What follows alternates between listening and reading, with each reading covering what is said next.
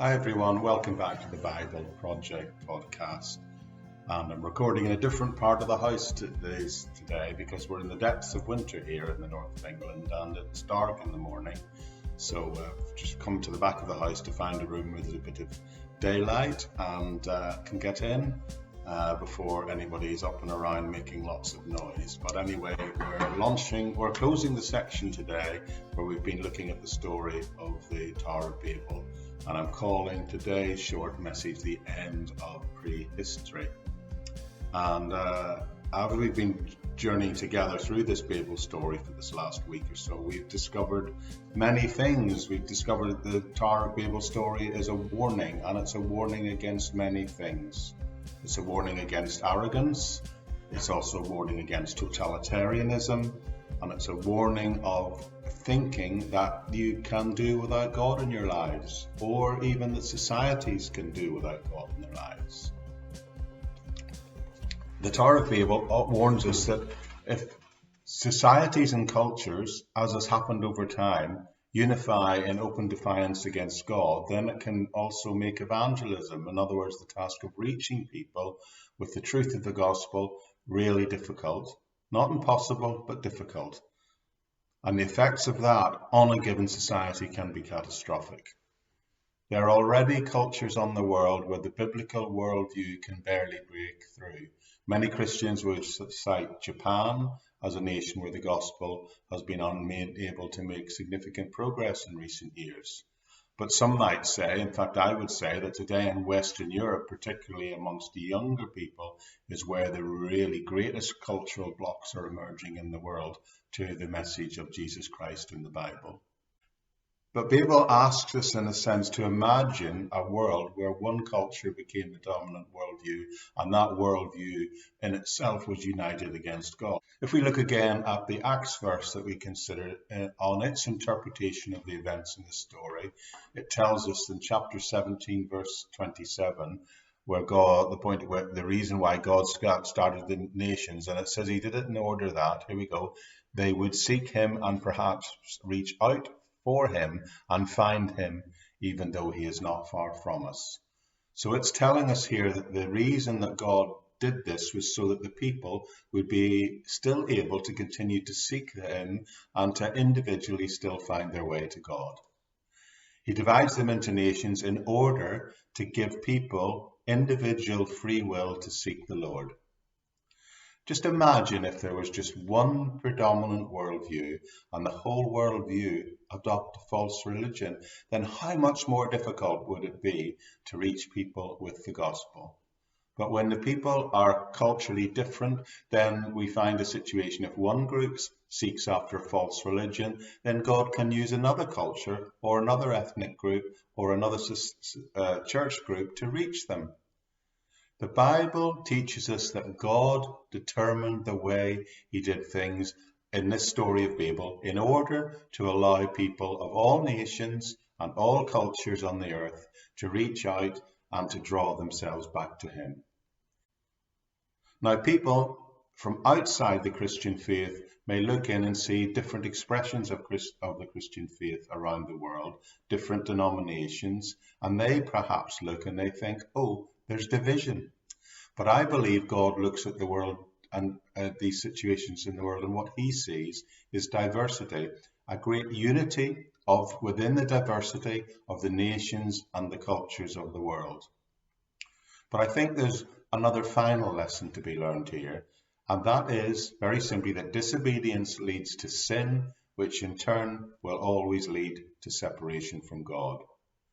We saw sin leading to slavery in Genesis chapter 9, but then we see sin again leading to separation in Genesis chapter 11 in this Babel story. Because now the people want to unite, but in this story they're wanting to unite apart from God. So they tried to do something in defiance of God, and they ended up separated from each other. Isn't that an interesting picture? They wanted to make a name for themselves, and they ended up not being able to even speak to one another. Sin always divides people. It divides people from each other, and it divides people from God. So if we go back to the very beginning of everything in the Adam and Eve story, we see humanity becoming separated from God.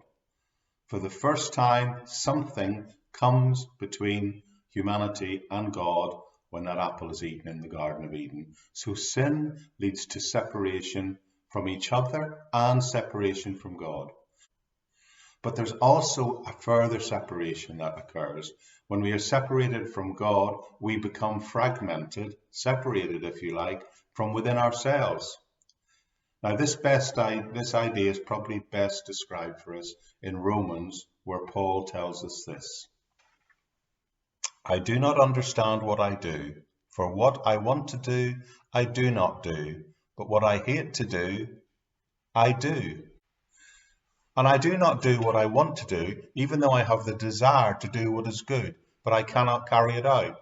For I do not do the good I want to do, but the evil I do not want to do, I just keep doing. Then Paul cries out at the end of this verse, saying, who will rescue me from this body that is the subject of death? Then, thanks be to God, who delivers me through Jesus Christ our Lord. The New Testament here is describing a massive vision of fragmentation, of separation that lies within ourselves at our very core.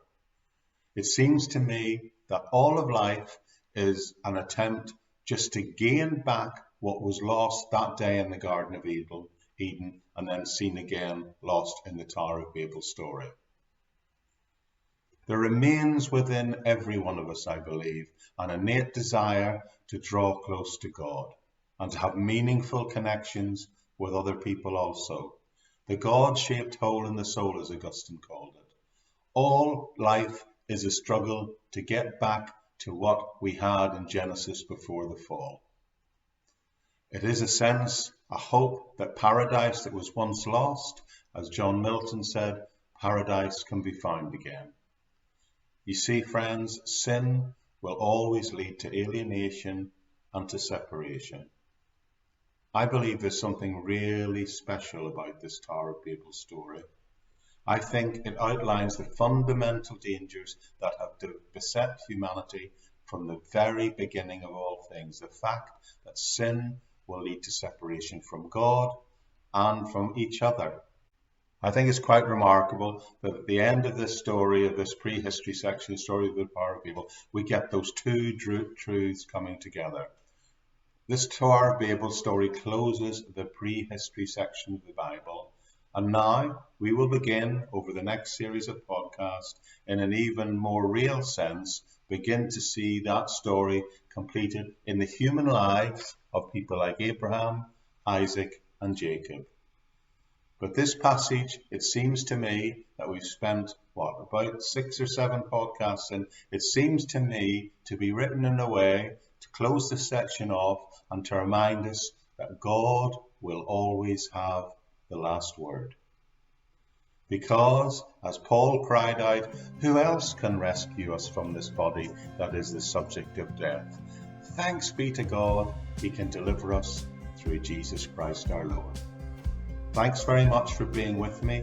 I hope to see you back here again very soon and continue through this journey through the whole Bible together, day by day. The notes of every individual episode are always contained in the episode notes section of any audio version of the podcast. And you can always go right back to the beginning and pick up the story either in the prelim series, which is 66 individual episodes covering the 66 books of the Bible, short little 6-minute ones, and then season 2 launches off as we begin this magnificent journey through the whole book, all of the books of the Bible. So that's it. All the links to all the way of contacting with me, supporting me, accessing the resources, and any teaching I'm doing across any networks is available also in the episode notes of any version of this podcast. Bye for now. See you soon.